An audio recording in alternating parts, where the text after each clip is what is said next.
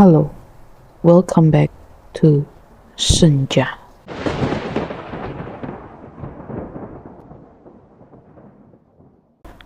Di video kali ini kita akan mendengarkan sebuah cerita tentang tumbal di kos-kosan.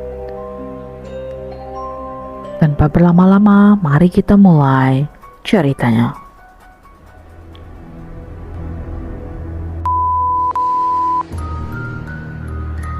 Kos-kosan yang berdiri di tengah kota ini menyimpan sejarah kelam. Berdiri sejak zaman penjajahan, bangunan ini telah menjadi saksi bisu dari berbagai peristiwa mengerikan. Banyak penghuni yang datang dan pergi, namun kisah-kisah seram selalu tertinggal di balik dinding-dindingnya.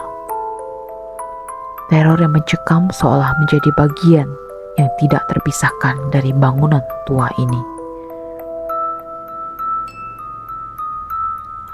Andi, seorang mahasiswa tahun pertama di universitas ternama, memutuskan untuk tinggal di kos-kosan yang dekat dengan kampusnya. Tempat ini terlihat nyaman dan harga sewanya pun terjangkau. Andi berharap bisa menemukan ketenangan dan fokus belajar di sini. Namun malam pertamanya di kos-kosan itu membawa firasat aneh.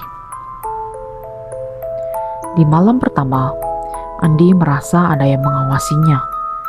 Suara-suara aneh terdengar dari langit-langit kamarnya, seperti langkah kaki yang berat dan lambat. Andi pun mencoba mengabaikan perasaannya dan meyakinkan dirinya bahwa itu hanyalah suara-suara normal dari bangunan tua. Ia pun tertidur dengan rasa gelisah yang menghantuinya. Hari-hari berlalu dan Andi mulai menyadari bahwa kos-kosan ini menyimpan sesuatu yang tidak biasa. Setiap malam, suara-suara aneh itu semakin jelas.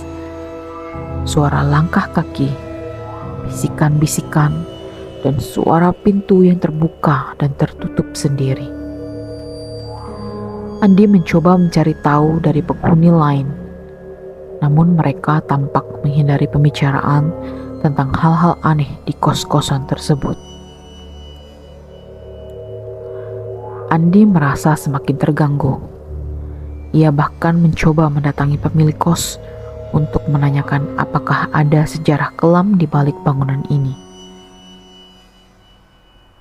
Pemilik kos, seorang wanita tua dengan tatapan mata kosong, hanya menjawab singkat bahwa tempat ini sudah berdiri sejak lama dan banyak orang yang telah tinggal di sini.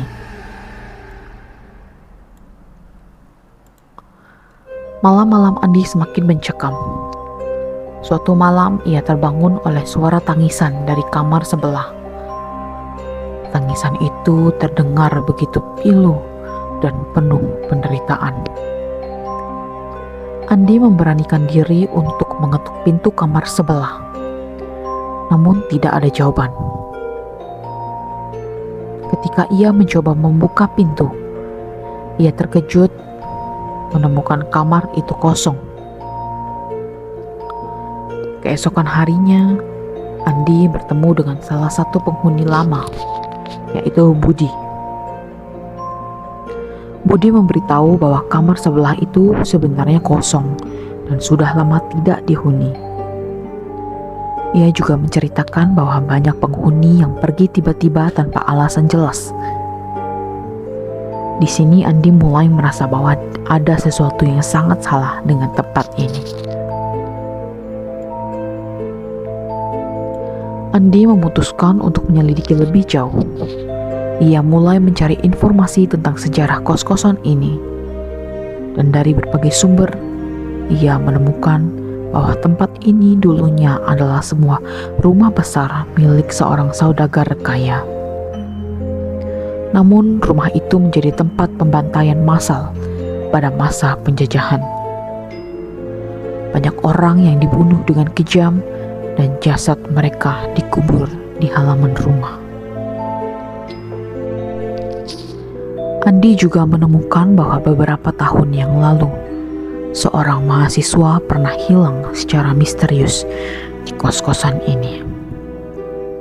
Mahasiswa tersebut dikabarkan sering mendengar suara-suara aneh dan mengalami mimpi buruk sebelum akhirnya menghilang tanpa jejak. Di suatu malam, teror mencapai puncaknya. Andi terbangun oleh suara keras dari dalam kamarnya. Ketika ia membuka mata, ia melihat bayangan hitam berdiri di sudut kamar. Bayangan itu mendekat dengan perlahan, dan Andi merasakan hawa dingin yang menyelimutinya.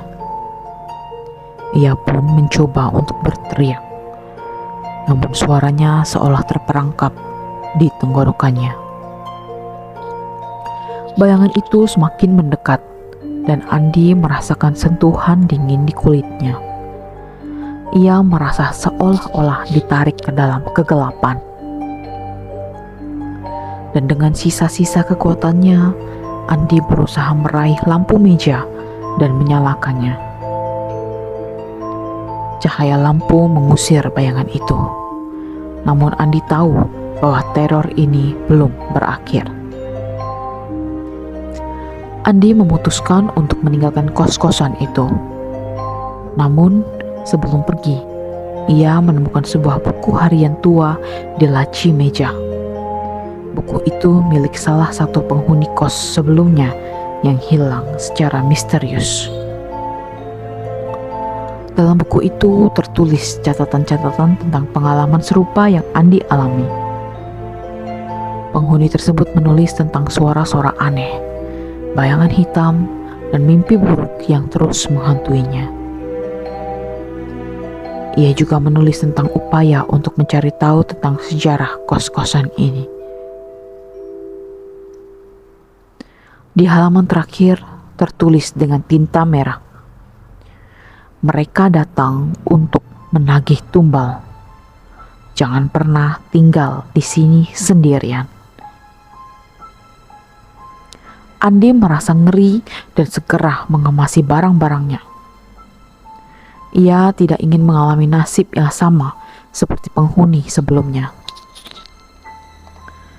Namun saat ia hendak keluar, pintu kamarnya tiba-tiba terkunci dengan sendirinya. Andi berusaha membuka pintu dengan segala cara, namun sia-sia. Ia merasa seolah-olah ada kekuatan yang tak terlihat yang menahannya. Suara-suara aneh pun kembali terdengar. Semakin keras, semakin jelas, dan semakin dekat. Langit-langit kamar seolah hidup, dan bayangan hitam muncul lagi. Kali ini bayangan itu lebih nyata dan lebih menakutkan. Andi merasa napasnya semakin berat, dan penglihatannya mulai kabur. Ia tahu bahwa ia harus segera keluar dari tempat ini. Dalam keadaan putus asa, Andi teringat akan jendela di kamarnya.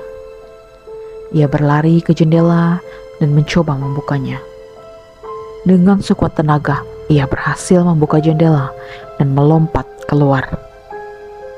Andi jatuh ke tanah dengan keras, namun ia tidak peduli.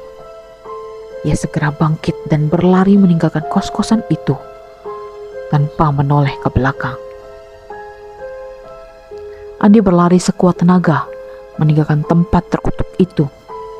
Ia tidak tahu kemana harus pergi, namun yang penting baginya adalah menjauh dari teror yang menghantuinya. Malam itu, Andi menemukan tempat berlindung di rumah temannya. Ia pun menceritakan semua yang terjadi, namun tidak banyak yang percaya. Setelah kejadian itu, Andi tidak pernah kembali ke kos-kosan tersebut. Ia pindah ke tempat yang lebih aman dan mencoba melupakan semua yang terjadi. Namun bayangan hitam dan suara-suara aneh itu masih menghantuinya dalam mimpi-mimpinya. Ia tahu bahwa ia telah lolos dari maut, namun teror itu akan selalu menjadi bagian dari hidupnya. Kos-kosan itu tetap berdiri, menunggu penghuni baru yang tidak tahu apa-apa tentang sejarah kelamnya. Teror yang mencekam dan menakutkan akan terus menghantui setiap orang yang berani tinggal di sana. Sebuah peringatan bisu bahwa tempat ini adalah tempat para arwah penasaran menagih tumbal dari dunia yang telah melupakannya.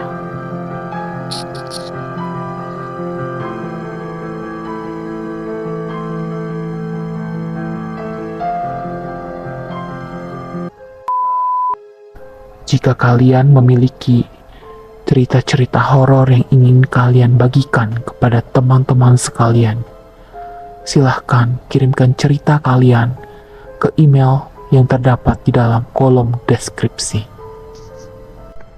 Terima kasih telah menonton. Jangan lupa like, share, subscribe, and comment untuk cerita misteri lainnya. See you in the next video.